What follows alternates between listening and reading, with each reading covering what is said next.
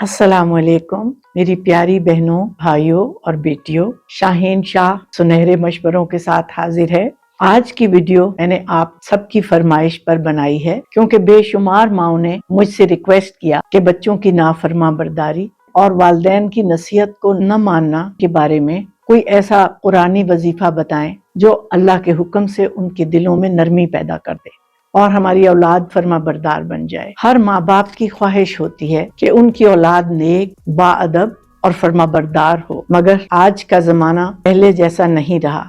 बच्चों के इर्द गिर्द social media, mobile phones, internet हर तरफ मौजूद होते हैं। इस वजह से बाज़ औक़ात बच्चे ये महसूस करने लगते हैं कि वो सब कुछ जानते हैं, जिसकी वजह से वो वालिदैन के तजर्बे को अहमियत ही नहीं देना चाहते। बस मेरी प्यारी बहनों, ज़माने के असरात, कम उम्री और जज्बात वालिदैन की बात सुनने से दूर कर देते हैं। अगर आपका दिल भी चाहता है कि आपकी औलाद दुनिया में भी कामयाब हो और आखिरत में भी सुरखरू हो और अपने वालिदैन की इज्जत करे, तो आज मैं आपके साथ दो इंतहाई खूबसूरत और बाबरकत वज़ाइफ शेयर करूंगी, जिनको पढ़ने के बाद आप अपनी औलाद के रवैये में जमीन आसमान का फर्क देखेंगे। मेरी प्यारी बहनों, दुआएं बताने से पहले मैं आपको एक जरूरी बात बताना चाहूंगी कि इस्लाम ने सबसे पहले वालिदैन को बेहतरीन तरबियत की जिम्मेदारी दी है। अल्लाह ताला सूरत तहरीम में इरशाद फरमाते हैं, ए ईमान वालों, अपने आप को और अपने घर वालों को उस आग से बचा लो जिसका ईंधन इंसान और पत्थर होंगे।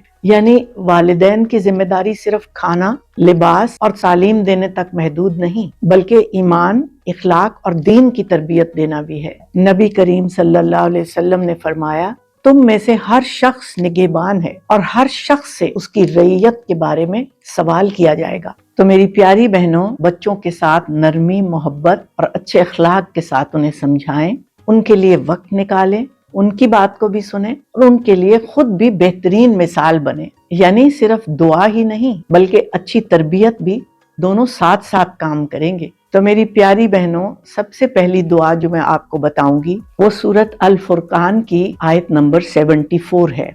रब्बना हब लना मिन अज़वाजिना व ज़ुर्रियतिना कुर्रता अयुनिन वजअलना लिल मुत्तकीना इमामा। यानी ए अल्लाह, हमें हमारी अज़वाज को और हमारी औलाद को हमारी आंखों की ठंडक बना दे और हमें मुत्तकियों का इमाम बना दे। ये खूबसूरत दुआ आप फजर की नमाज के बाद और असर की नमाज के बाद 3-3 मरतबा अपने बच्चों को ज़हन में तसव्वुर करके पढ़ें। इंशाअल्लाह ताला अल्लाह उनको बहुत नेक और फर्माबरदार बनाएगा।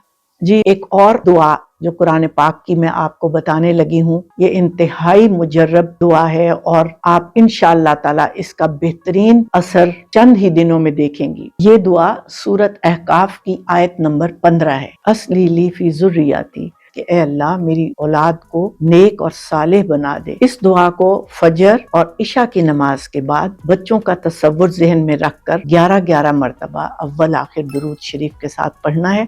इंशाअल्लाह ताला आप इसके मौजज़ात देखेंगे। यकीन करें मेरी बहनों, अगर आपने ये दोनों वज़ाइफ तवज्जो के साथ लग कर पढ़े तो इंशाअल्लाह बहुत जल्द आपके घर में मोहब्बत, एहतराम और सुकून का खूबसूरत माहौल बन जाएगा। मेरी प्यारी बहनों, कुरान पाक में भी अल्लाह ताला ने हजरत नूह अलैहिस्सलाम की बेटी की मिसाल दी है कि उसने अल्लाह की भी नाफरमानी की और अपने बाप का कहना भी ना माना और तूफान नूह में गर्क हो गया। कोई अपनी औलाद के लिए ऐसा अंजाम नहीं चाहता। अपनी औलाद की इस्लाह के लिए गिड़गिड़ा कर दुआ कीजिए। जब एक माँ के आंसू अल्लाह के हुजूर अपनी औलाद के लिए गिरते हैं तो वो दुआ कभी जाया नहीं होती। अगर आप चाहती हैं कि ये खैर की दुआ हर माँ तक पहुँचे तो इस वीडियो को शेयर जरूर कीजिएगा। शायद आपकी एक शेयर की हुई वीडियो किसी घर में माँ के दुख के आंसुओं को खुशी में बदल दे और किसी खानदान को फिर दोबारा सुकून पहुंचा दे।